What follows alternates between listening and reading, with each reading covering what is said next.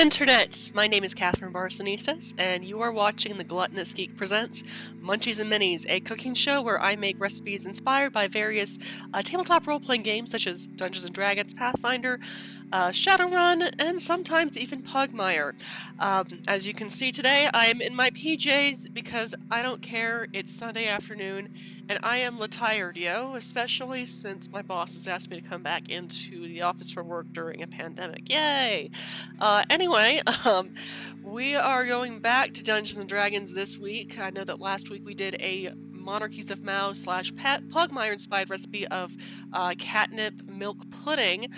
This week we're, like I said, going back to D&D for a recipe called Gurdats. Now, this recipe actually comes from the Volo's Guide to the Sword Coast, as well as a number of other Volo's guides. They're very common in the country of in the continent of Faerun, especially as just a popular bar food. Gurdats, which the name sounds pretty strange, yes I know. According to Volo's Guide to the Sword Coast, at least in one of the sections, hey Strikes, good to see ya, is...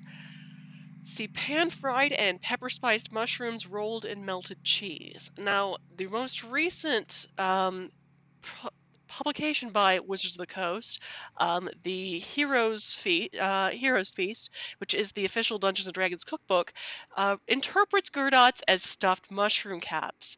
When I read this, I was thinking more along the style of kind of breaded and fried mushrooms, maybe rolled in some Welsh rarebit, which is a beer-based cheese sauce, popular in England, Wales, and Scotland, like basically the United Kingdom, usually served on toast. So we're kind of mixing a little bit of an American pub food as well as a British kind of breakfast food. But you know what? That's fine with me. Also, I was a little reminded of kind of the pretzel bites with cheese, kind of a cheddar ale dip. So we're doing a little bit of a take on that by using rye bread to make our breadcrumbs. So, at the risk of rambling on and on, let's go ahead and get started with this recipe. And thank you so much for joining us, Strike. I know that this was very much last minute. As you see, I'm still in my PJs. I have not brushed my hair today. You know, I don't care. It hasn't been a bad week. It's just been a long week because I am back in my office and the internet is shit. So what we're gonna need is about a cup worth of rye breadcrumbs. I have no idea how many slices of bread that's going to yield. We're going to start out with about 6. So I'm going to go ahead and start my oven at a low broil to get it to start toasting. So broil low, and line my baking sheet with some aluminum foil. Well, yes, I could just throw it in the toaster. Not everyone I know has a toaster or a toaster oven, but most homes tend to have an oven. So we're just going to go the oven route. So I'm just going to take a baking sheet. Ow! Try not to cut myself on the... Okay, good, we're not bleeding. Just got to stop poking at it. Okay. Try not to cut myself on the serrated edge. Thus, that is possible.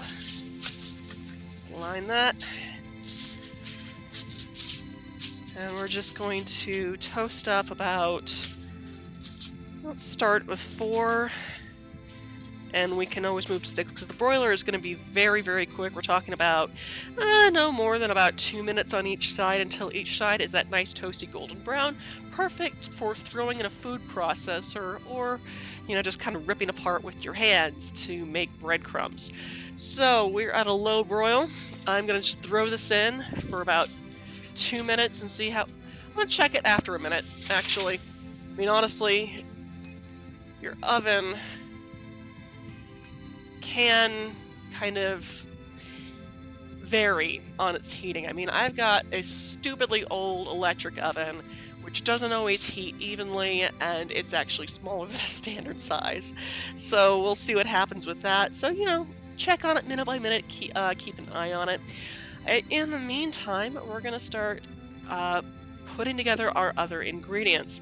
So I know that the Sword Coast mentions that it was pan-fried.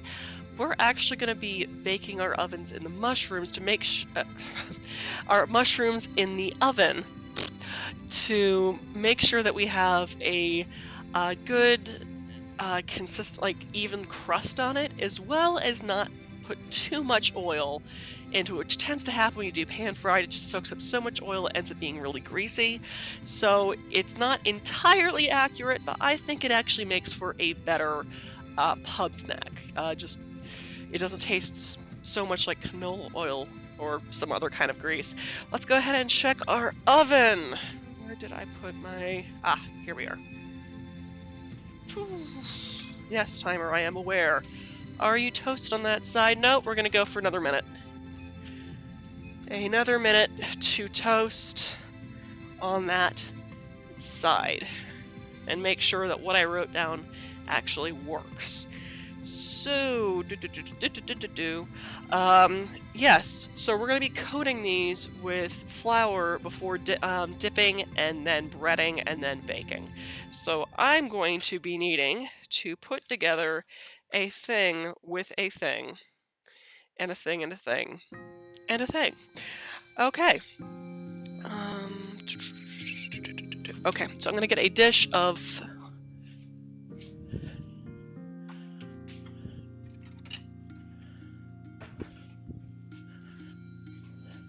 a dish to mix some things, as well as I have a plate to do some dipping. Actually, it probably is better that I do a dish for these things. We'll figure it out as we go along. Alright, measuring spoons. I need them. A whole lot of them. I write these things down, but not actually pay attention to things.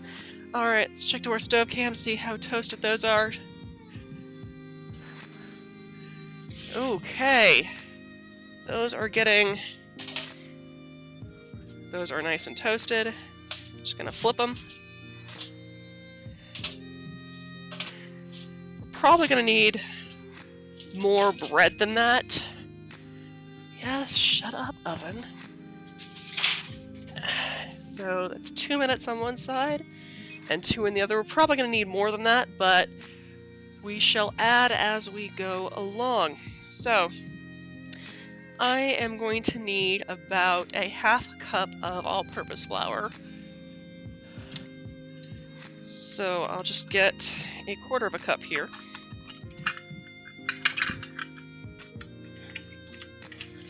To scoop with.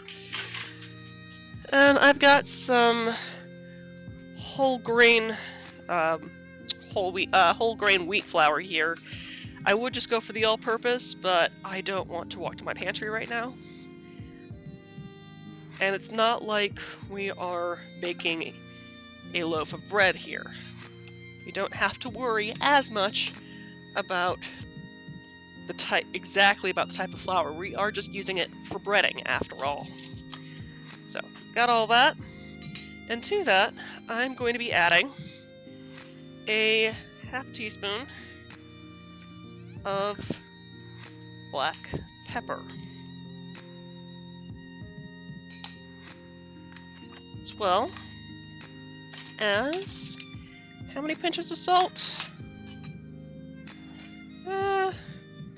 A very large pinch of salt,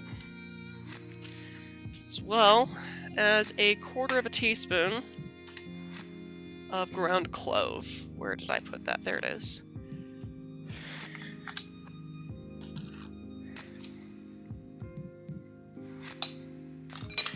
So I'm just going to toss all of that together.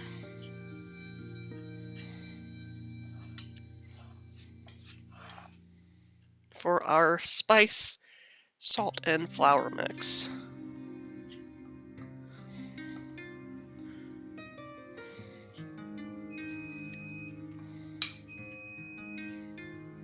Okay. Just get that bread out of the oven. Oh yeah, that's toasty.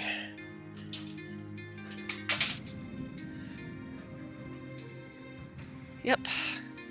So I've got that. I'm probably going to need more, definitely.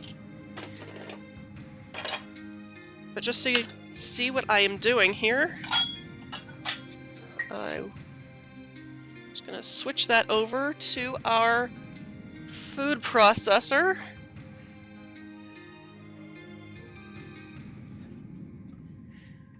Just go ahead and plug that in. Add our blade. And chuck our toast directly into the food processor.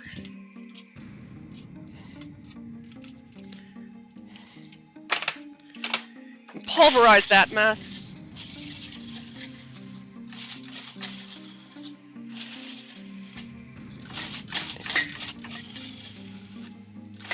Into breadcrumbs that we're going to use for our breading. Oh.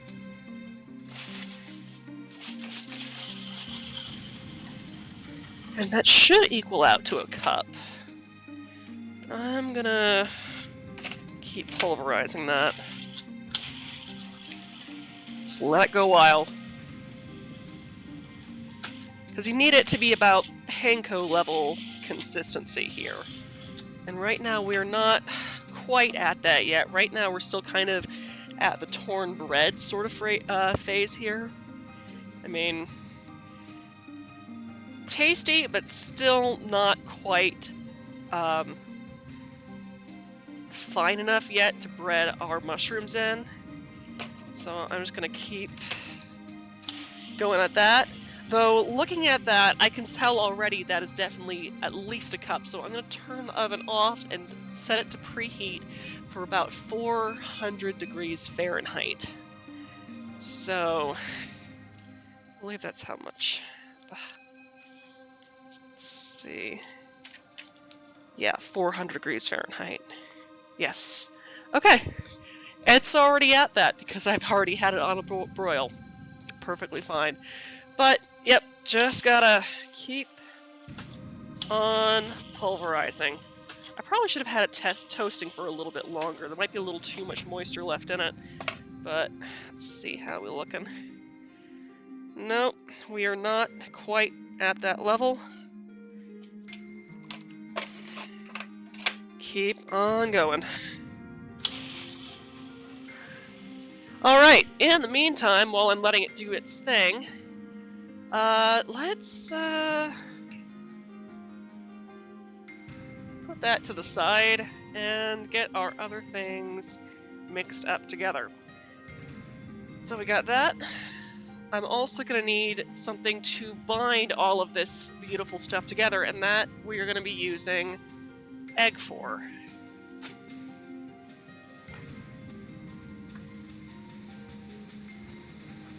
Okay. Let's see, how are we doing with those breadcrumbs? I am very curious. Ah, wrong thingy. Here we are. Okay, those are looking significantly finer there, see? Good, fine, panko-like breadcrumb. Perfect. Okay. Well, in that case, I'm gonna go ahead and mix up what I need for that. So we're gonna need about a cup of breadcrumbs, which 1, 2,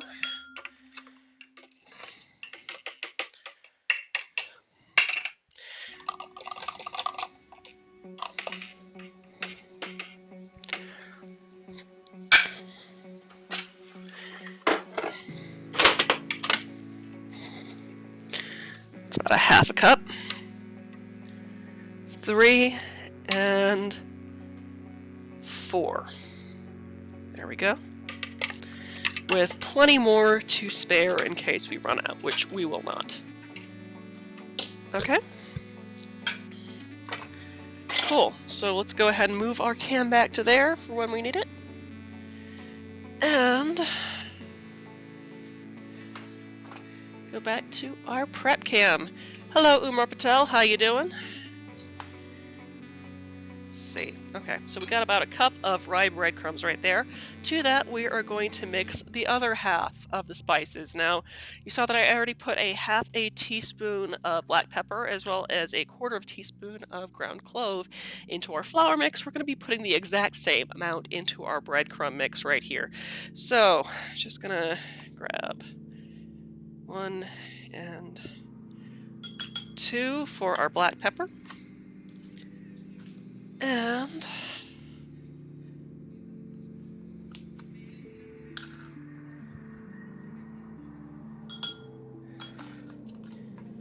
ground clove. And a few pinches of kosher salt. So I'm just going to toss that all together.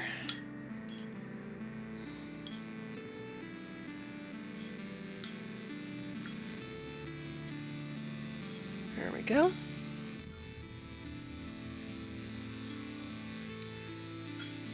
And set that off to the side for now.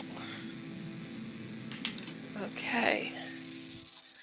Durka, what was I doing? Right. So, a couple of things. Got our baking sheet here. I'm just going to go ahead and give it a coat of cooking spray.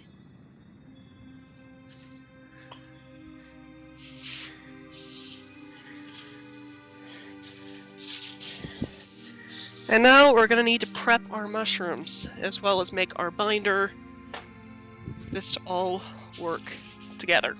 So you're going to want about 20 good-sized button mushrooms. I mean, I bought about a pound's worth because I'm not entirely sure how much is in there. We shall see in about a second. So,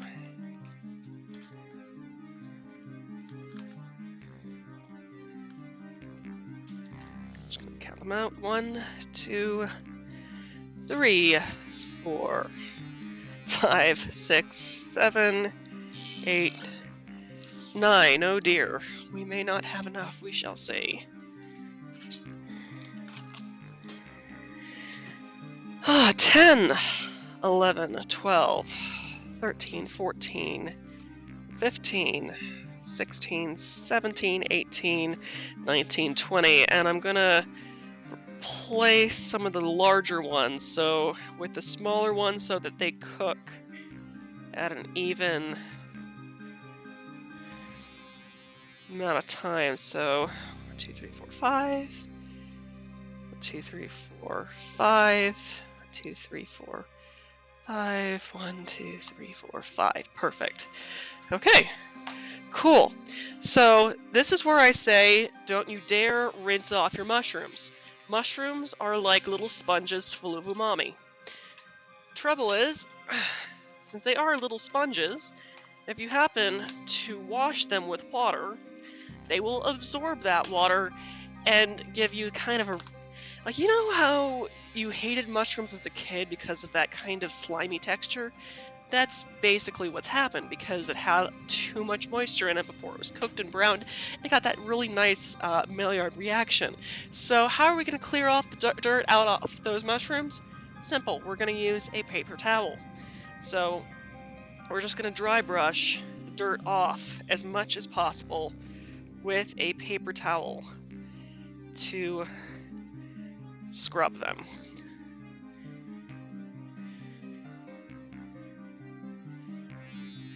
And there you go. Nice and clean. Will it get off all the dirt off? Maybe not, but that's fine. A little dirt never hurt anybody unless, you know, it happened to be full of poisonous fungus, which this is not the case. So, just brush that dirt off.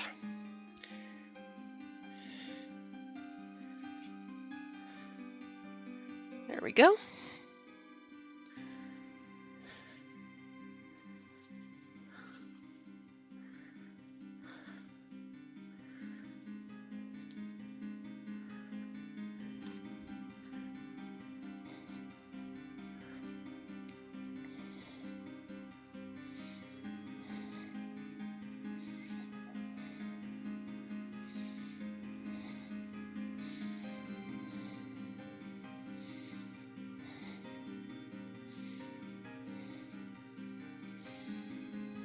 That's our first 5.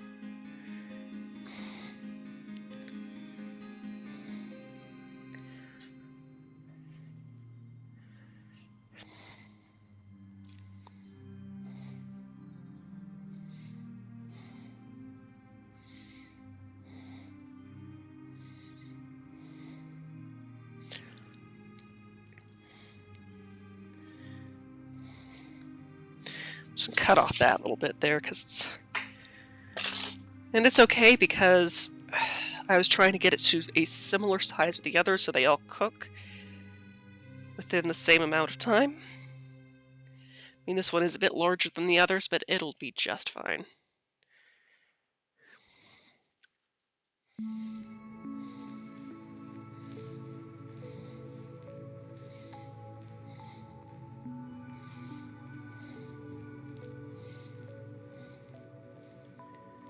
Okay.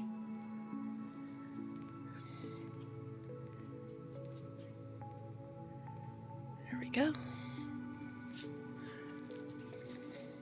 Yeah. Taking the skin off of it while I'm going, it seems. It's fine.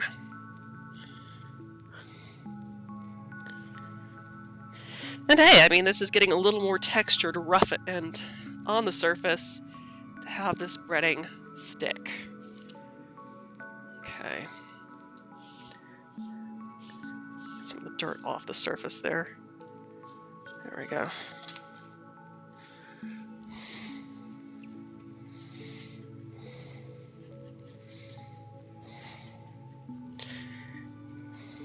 I mean, granted, yeah, you could use a mushroom scrub brush, but I'm cheap and I don't want to give up the counter space. So, not the counter space, the cupboard space. Okay.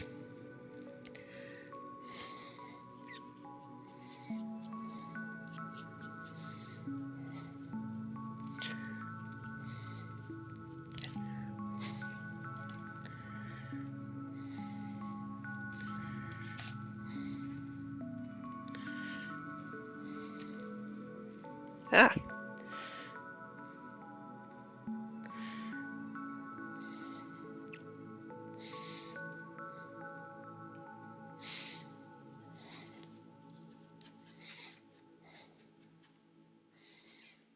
All right. Just a few more left.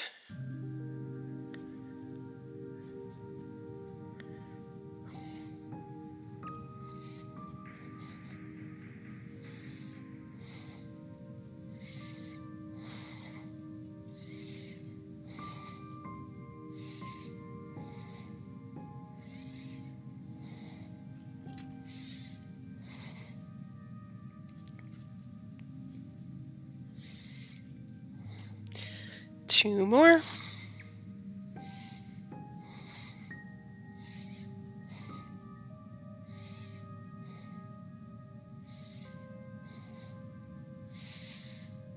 And one more.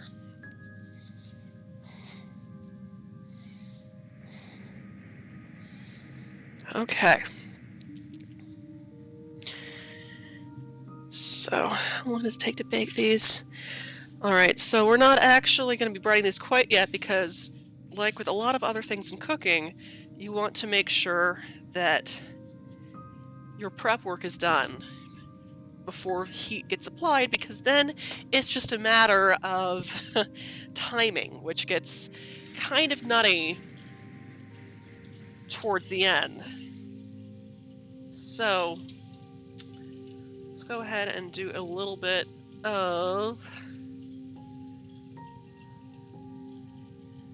prep work. And the last bit of prep work really I need to do is just shredding the cheese, as well as measuring the other items for, well, our cheese sauce, the rarebit, which is going to be a Swiss cheese, and get a stout-based rarebit with, what else was I going to put in there? Mustard powder and butter. Yeah. Okay. So, I need to shred some cheese. Once I figure out where my shredder went to, it went into the dishwasher, didn't it? Great. Okay. Well then, let's see, do I have another coarse shredder here?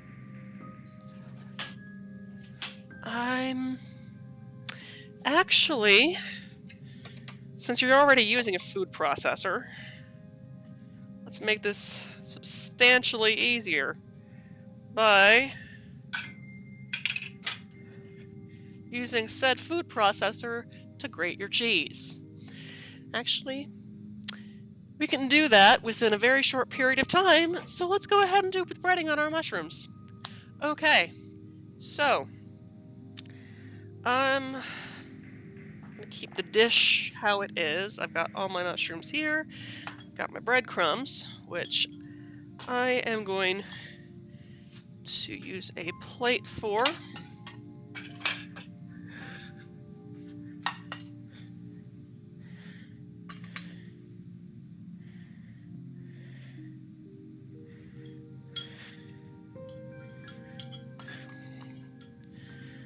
Just gonna do that because I want to use this dish for my eggs.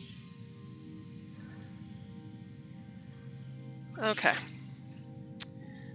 So I'm just going to be setting up a breading station here. One with the flour, one with the egg, one with a pile of mushrooms. Just going to try not to knock anything over. There we go. I just need to crack 2 eggs to there and beat the heck out of it. So,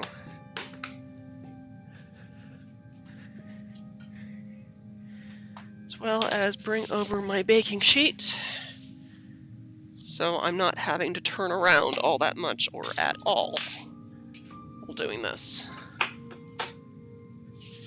Here we are.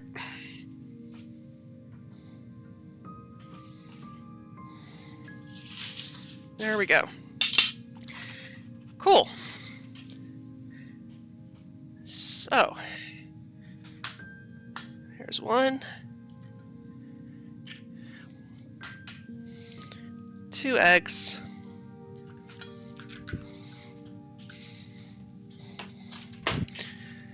A fork. And I'm just gonna beat that up.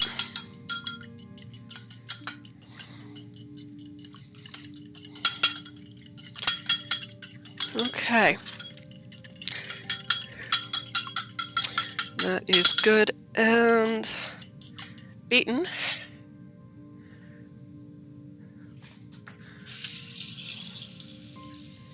Now, just need to first put a mushroom in the flour mix and coat it completely. Make sure it is completely coated, like so. Then I'm going to dip it into the egg to coat it. And then put it into the breadcrumbs and top it, roll it around in said breadcrumbs. There we go. After I've done that, I'm just going to now move it to my baking sheet that's already been prepared with baking spray. And I just now continue with each mushroom.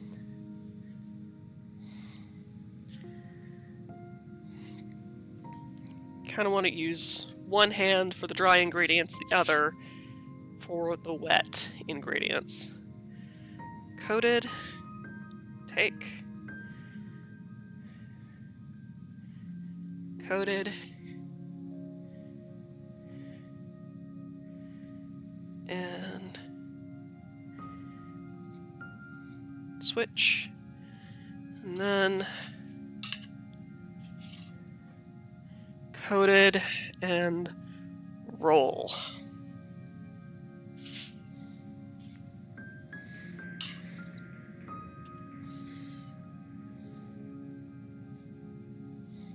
Shake off the excess and transfer to your baking sheet. We're just going to keep doing that with each one. And if we have any leftover ingredients, I'll go ahead and put those 3 leftover mushrooms through the ringer as well. So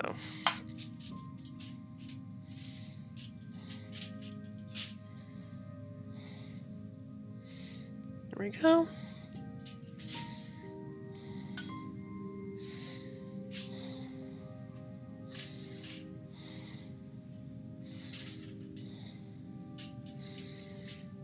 We should have enough ingredients for that final 3, though.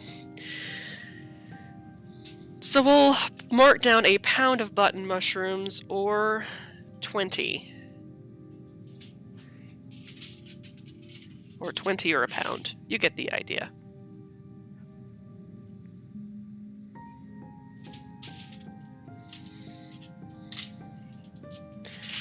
Cool. All right.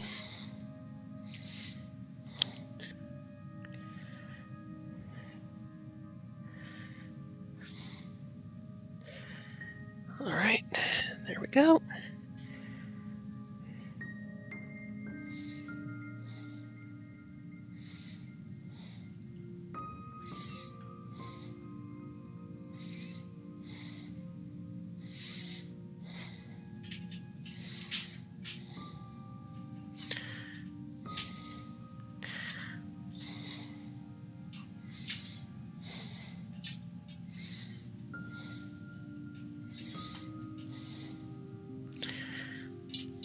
There we go.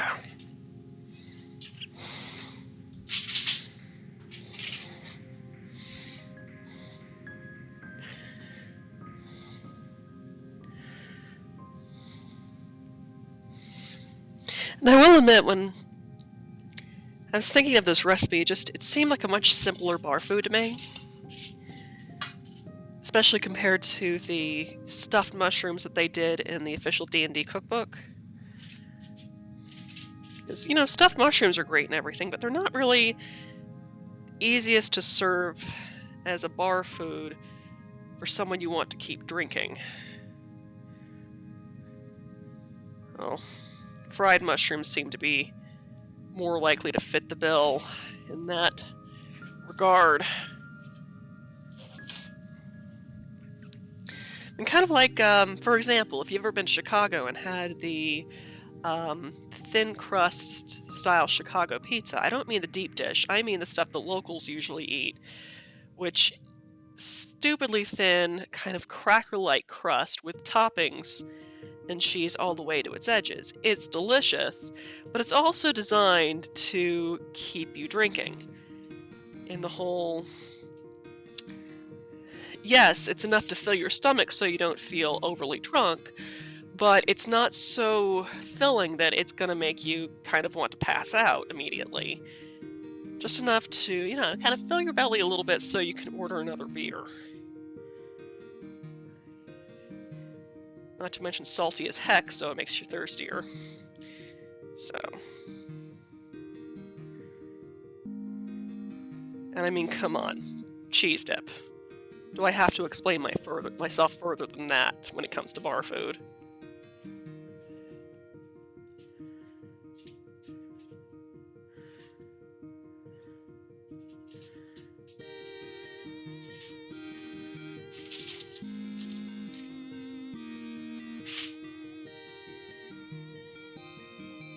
I really should have set down a dish towel so it'd be easier to clean the surface after this flour kind of does its thing.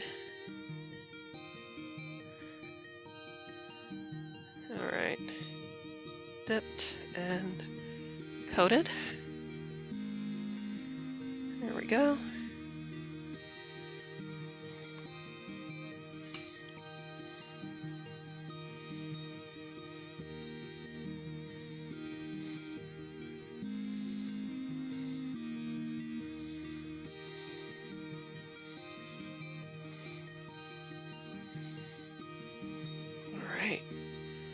It's about 8 mushrooms so far.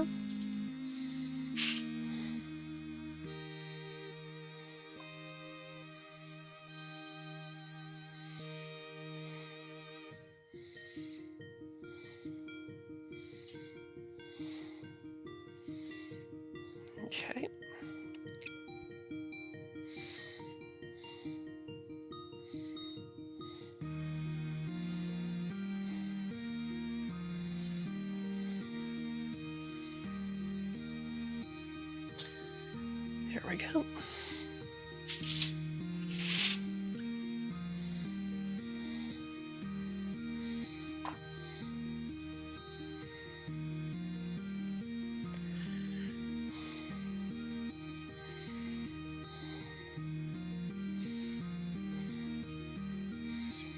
Ah, damn. Ah, have to try that hand off again.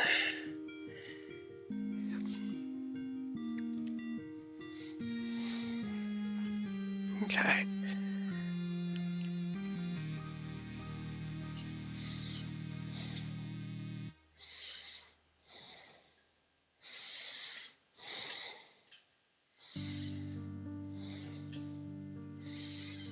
There we go.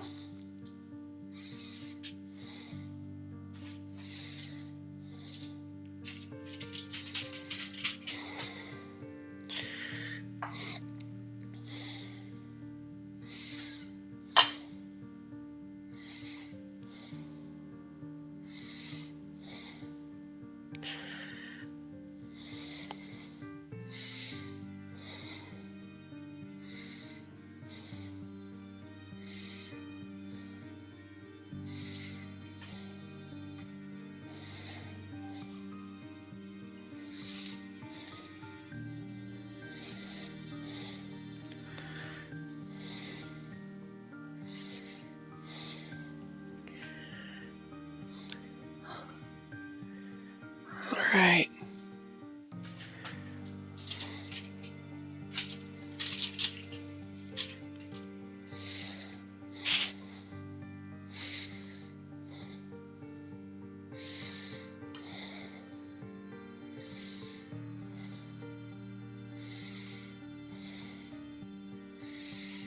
Okay.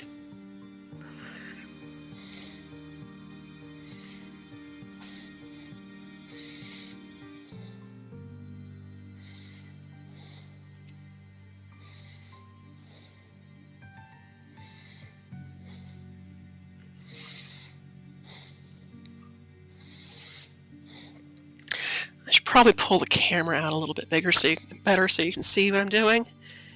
There we go.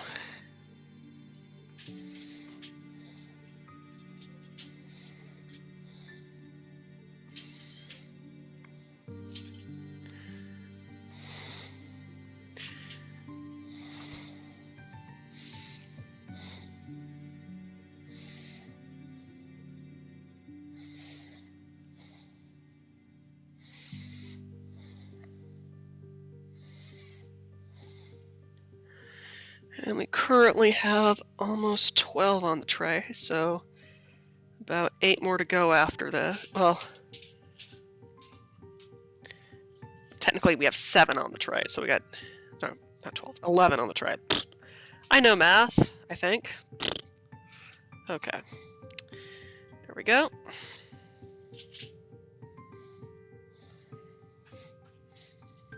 Now we have 12 on the tray. Now I just need to do this final 8.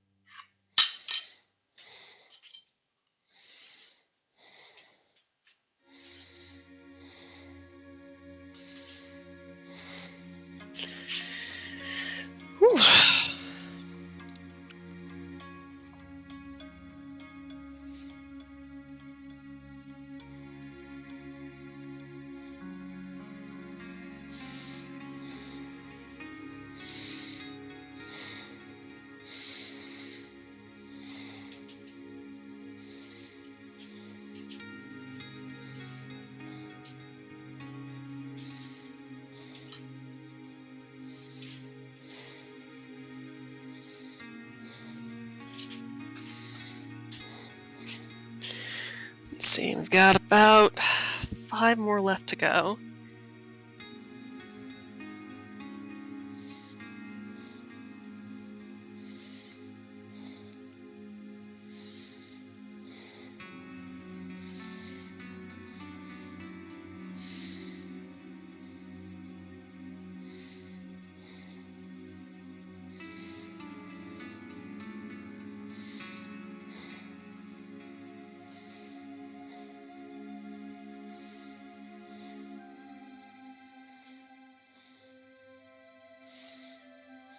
All right.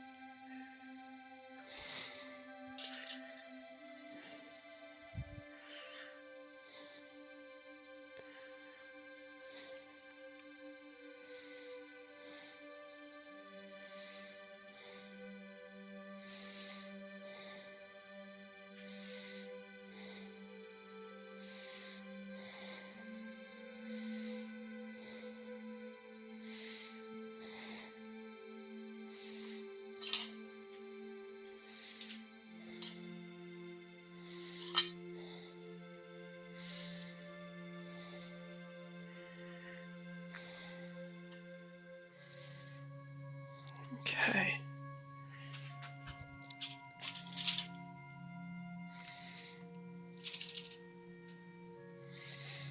1, 2, 3, 4. Okay.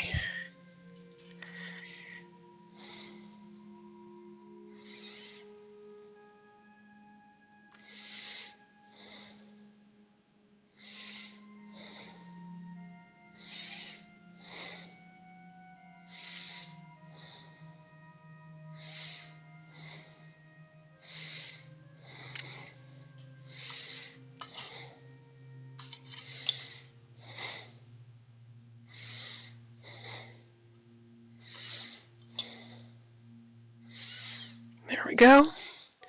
And now just 2 more.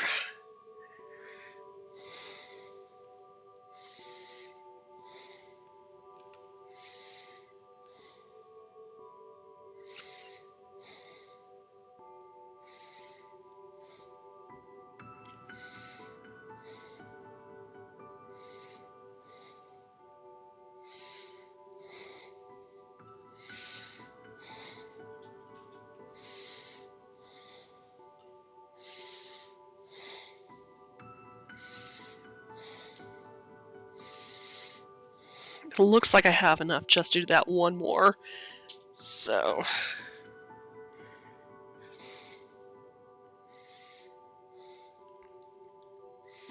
Besides, that's about as much as can fit onto my baking sheet here, as you'll see in about a minute.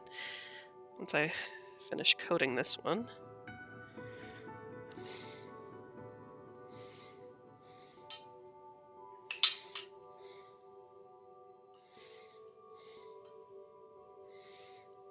There we go.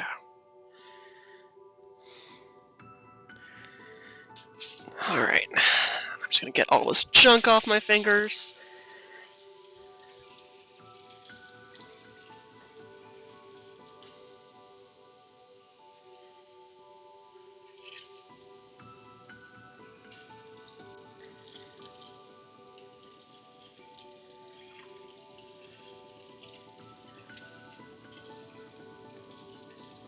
Okay.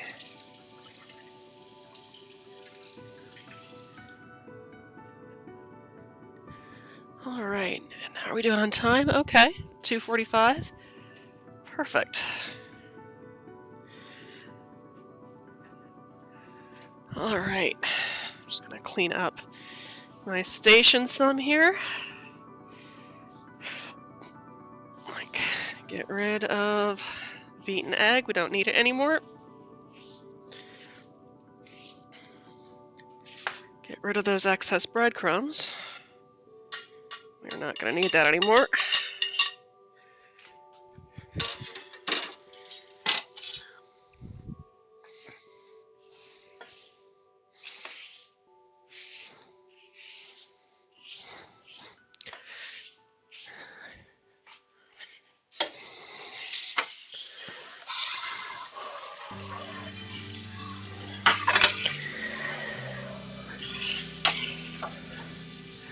Okay.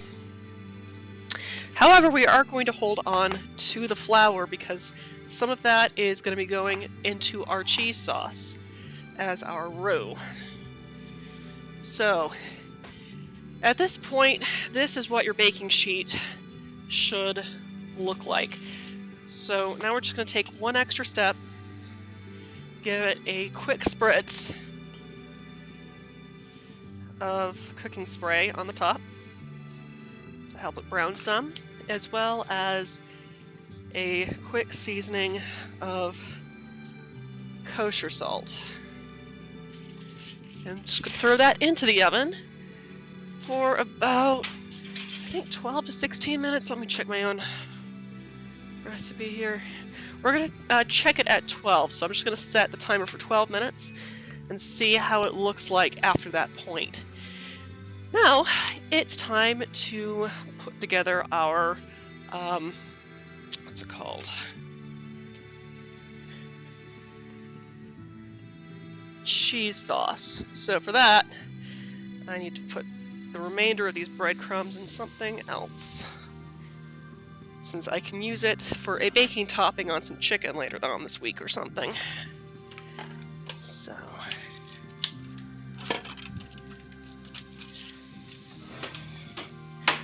because yeah, these have not been contaminated yet.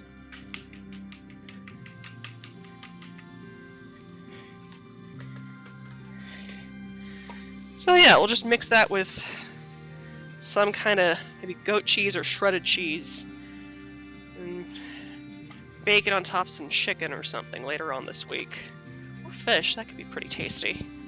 So I'm just going to throw that into the fridge to figure out where to put it. There we go. And make some cheese, shredded cheese, the quick way, which is with my food processor. So a lot of times your food processor will come with a grating attachment like such. So I'm just going to spare my hand of all the time it's going to take, energy it's going to take to shred that cheese.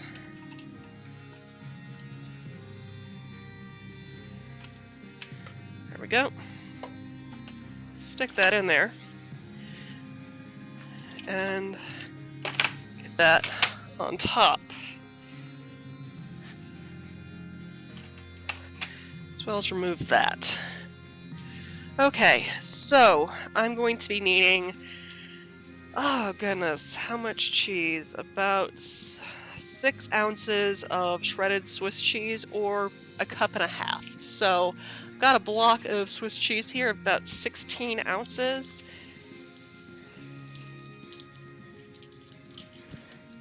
Just gonna cut that open.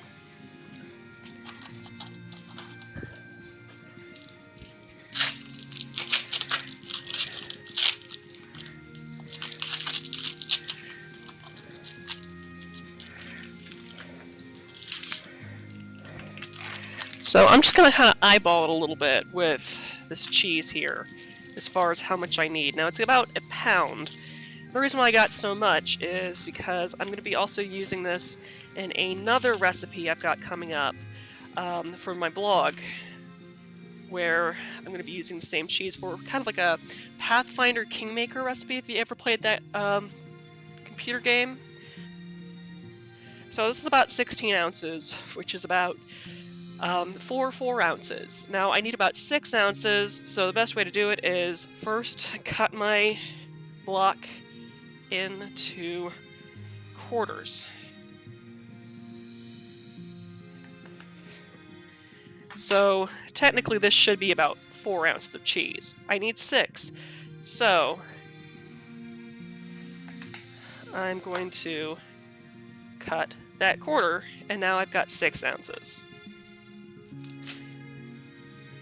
Okay, now going back to my food processor here, the grater attachment, I'm just going to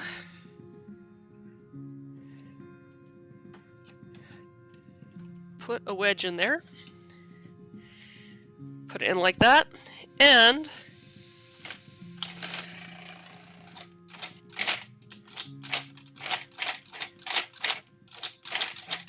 kind of pulse it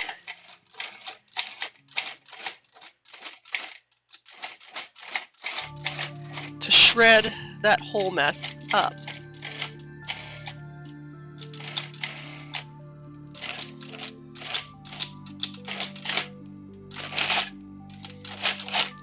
Of course, when it gets to that last little bit, it can be a little ornery.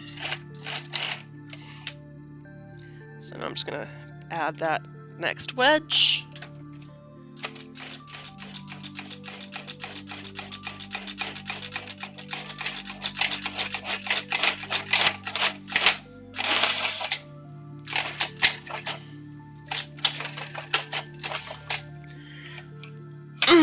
Perfect? Not entirely, but it means I get a little bit of a sacrifice to myself afterwards. Or I can just kind of remove that, take off these little bits of cheese that have come off from the friction, and I just need to measure that to make sure I've got enough. I believe it should be enough. If not, we'll shred up more. So no. We'll have more cheese, anything but that. What will I ever possibly do? Let's see. That's about a cup there. And yeah, that's about a cup and a half. Sweet. And well, yeah, you could just buy it in pre-shredded form. I mean, if you're ultimately lazy like I am too. You could, but thing is, when you buy it in pre-shredded form, it also is coated in starch, which will probably can affect the thickness of your rarebit and make it a little too thick. So keep that in mind if that's something that you want to, if you want a slightly thinner rarebit. So that's about a cup and a half. So what I'm going to need now is a stove pan. Is there any way to prep the blade to reduce sticking, or is it just do the best we can? You can coat the blade with cooking spray to keep this from sticking too much, but it really just depends on whether you want to hand shred it or have the food processor do it. I'm gonna have myself some more cheese because I want it. Nom. Right, so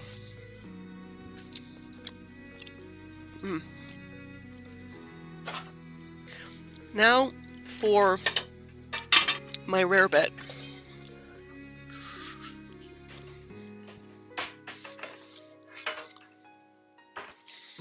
So, get a saucepan. To that, you want about 2 tablespoons of unsalted butter.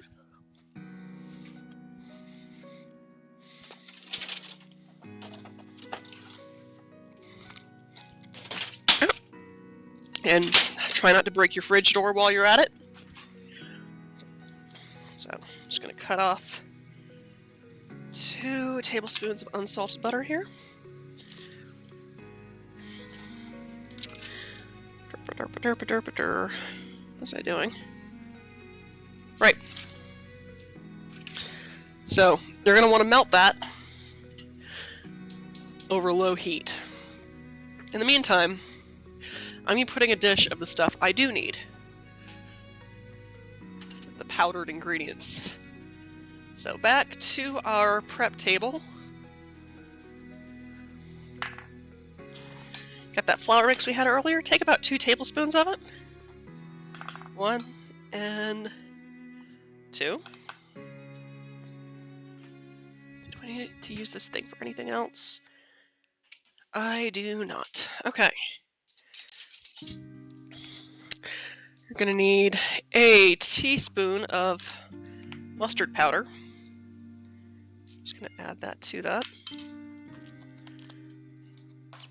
And let's go ahead and mix some of this stuff so I have it ready to go. Let's see here. Oh, goodness. Beer and cream. You're going to want about a half a cup of stout and 3/4 of a cup of heavy cream. So let me go ahead and get my measuring cups ready to go. Did I already get rid of that measuring cup? I hope I didn't. Ah, no, it's right there. As we wait for our butter to melt over low heat, you're going to need a wire whisk, a ban,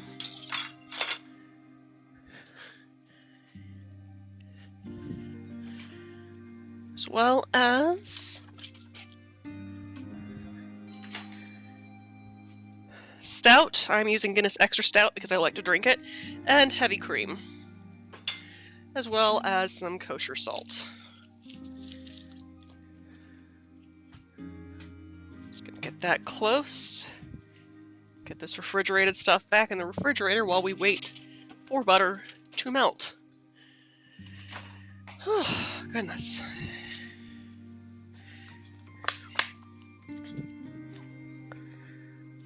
Alright.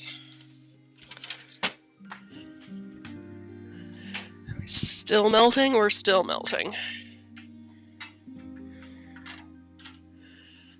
Alright.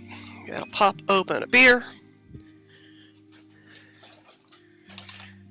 Oh, and this gives us enough time to also check on those mushrooms, see how we're doing. Okay, we're currently at about 12 minutes within about 50 seconds.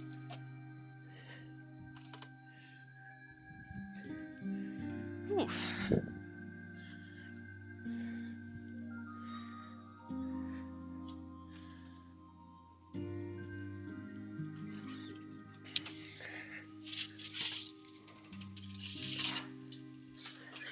Currently, this is them at about, I mean, they're looking good, but they're not quite fried to the point I want it, so I'm going to go for another 2 minutes to see how they're doing.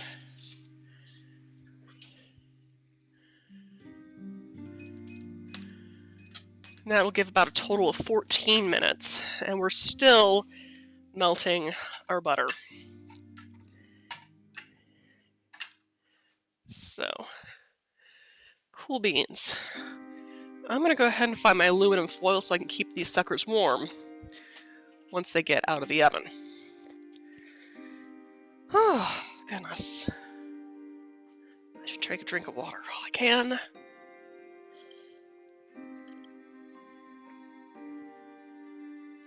All right.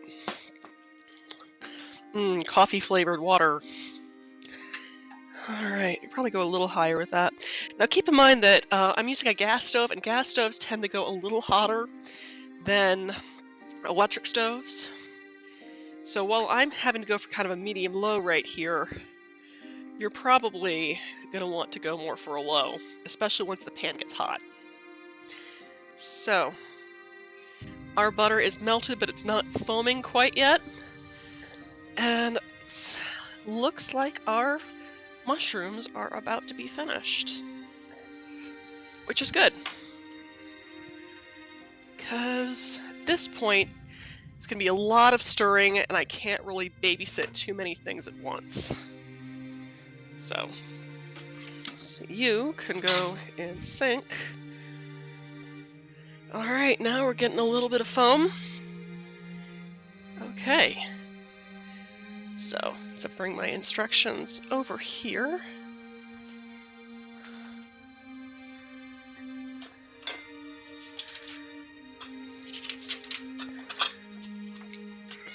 Now, my moosey cat is meowing at me at the moment.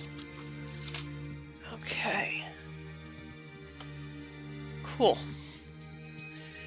And our mushrooms are finished, so let me give you a quick look at those. Take them out of the oven.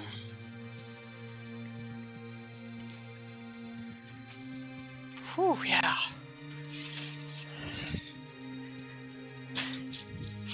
Let's see. Those are looking pretty darn good. Bit of golden brown to them. So I'm just going to stick these over here and let them cool off some before I cover them. Our butter is foaming, so now it is time to add the mustard powder as well as our flour and whisk that in. Set a timer for about 2 minutes to cook it. So I'm going to heat down a little lower.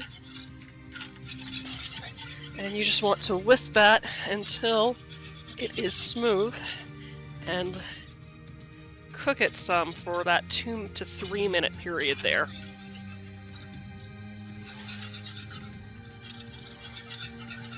I can definitely smell the spices from the flour mix in there, which makes me happy. I'm also going to add some kosher salt. Because Swiss is such a low salt content cheese, you need that little bit of extra oomph to really balance it out. We're about to... Okay.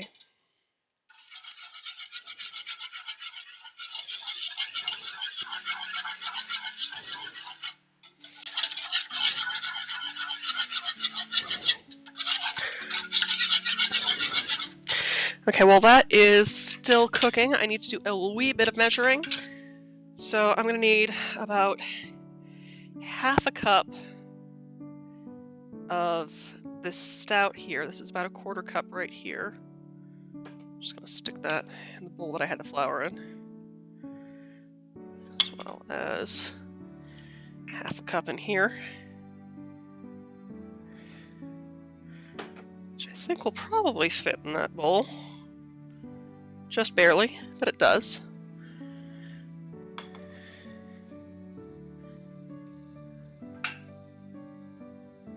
Beer is definitely bubbling. Oh wait, to make sure I don't burn that butter. Okay, now it is time to add my beer. Stir that until it's incorporated.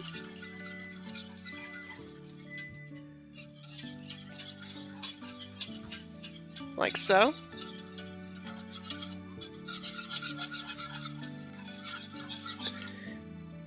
Now that's incorporated.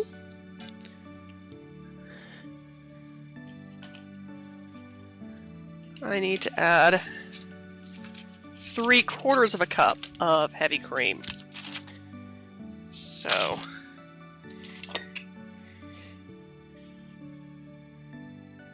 there's 1, 2, and 3.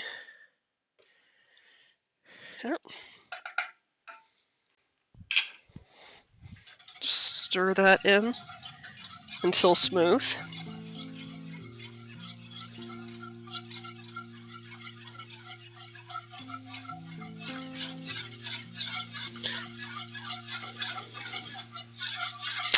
And now here's the part that's always going to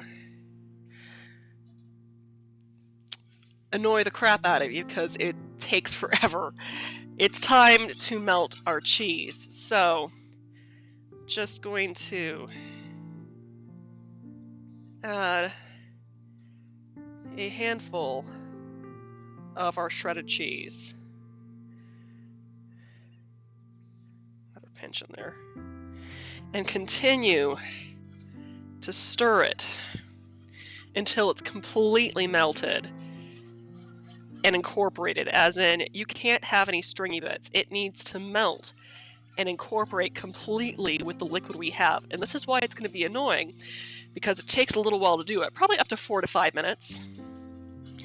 But the thing is, you don't want stringiness. You want that to be a smooth sauce. So that's why you just gotta keep stirring.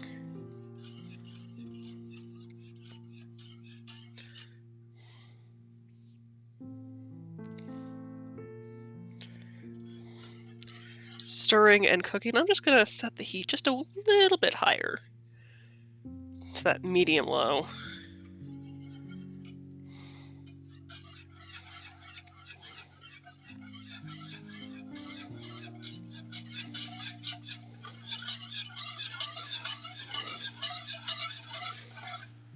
Do these need to bake a little longer?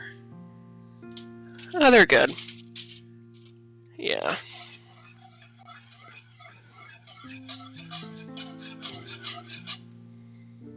See, it's starting to melt on me. Oof, I need to fix that whisk.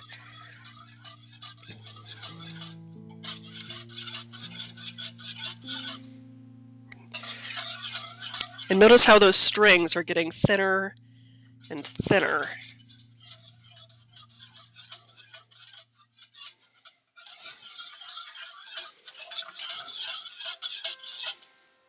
Perfect. Okay, now I'm going to add some more cheese.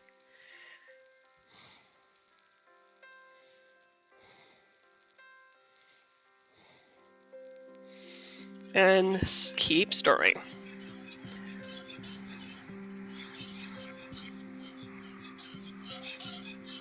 But luckily, I've got a beer here, so I'm going to enjoy that while I'm mixing this up.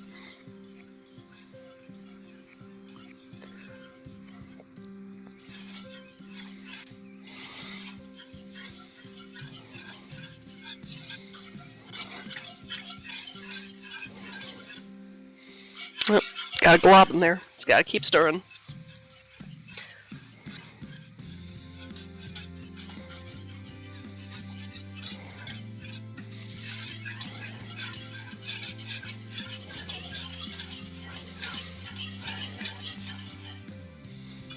Okay.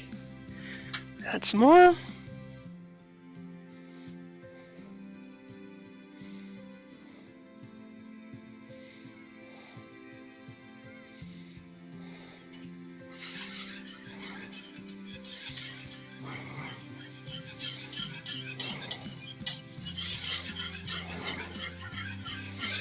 And notice how it's thickening up too now as I'm adding more cheese. And I will admit, I first thought I wasn't going to have enough, but then I realized the cheese kind of helps double that volume. It should give you plenty to serve with for this one batch. Yeah.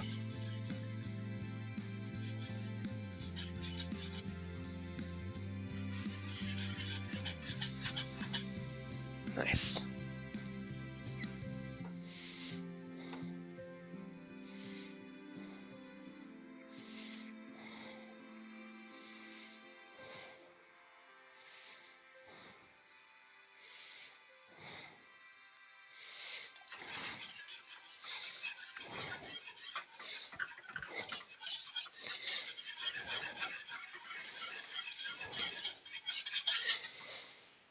I'm just going to lower it back down a little bit.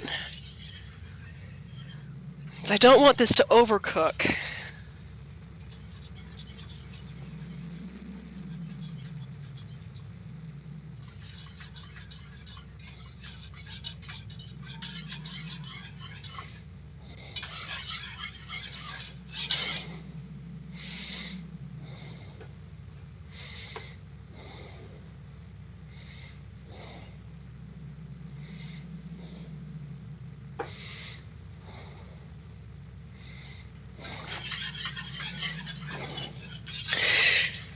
And it's kind of interesting because you think about it, Welsh rarebit's not actually all that different from a bechamel sauce, except it's more like you've watered down heavy cream to make a whole milk using beer. Kind of a beer whole milk.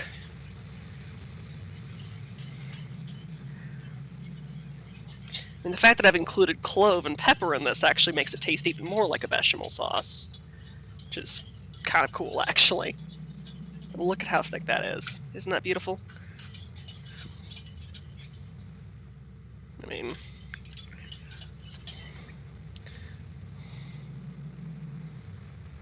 and we're almost done with the cheese.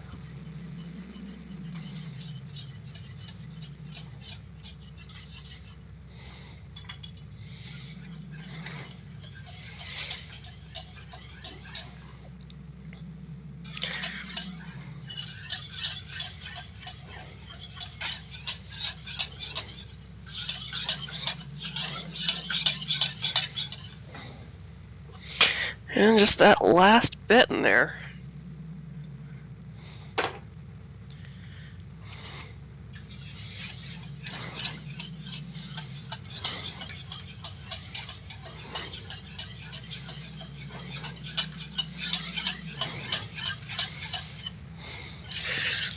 Just gotta keep stirring and melting until all of those lumps are gone.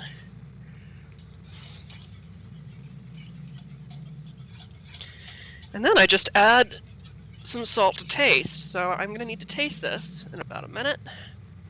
Or now. Now it's good.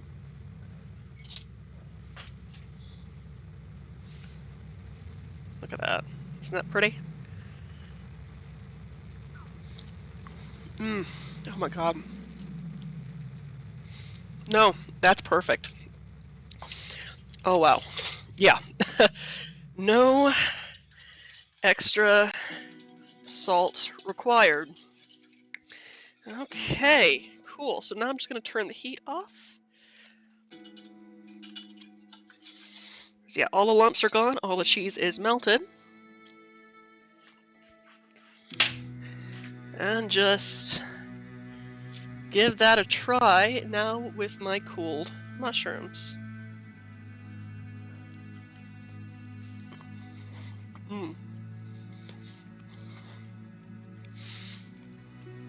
Okay, so, that is one of the damn tastiest things I've ever made. So, it looks like we've got our dish finished, which is great because, well, we're about 45 minutes away from actually finishing a standard episode length of Munchies and Minis, but that's okay. I still need to take photos with all of this, and yeah, maybe do a little bit of more cooking for tonight. We were actually making carnitas in the pressure cooker, so I need to clear out my kitchen for that after I get some photos taken. So I would love to thank you for joining me for Munchies and Minis today. Once again, I know a late episode, still figuring out what I'm going to do for this upcoming week's episode, but no worries about that. I'm sure whatever I make is going to be delicious. I just need to figure out what that is yet. So, but no worries. I've got Pathfinder source books. I've got D&D source books. I might even think about trying to get the Bluebeard's Bride room source book to see if I can find something like in the kitchen section I could probably make. But anyway, before I carve off more of my cheese, thank you so much for joining me. Hope you have a wonderful week. My name is Catherine Barsonistas. You've been watching the Gluttonous Geek Presents Munchies and Minis. And as always, stay safe, stay sane, stay you, and have a great rest of your weekend. Bye!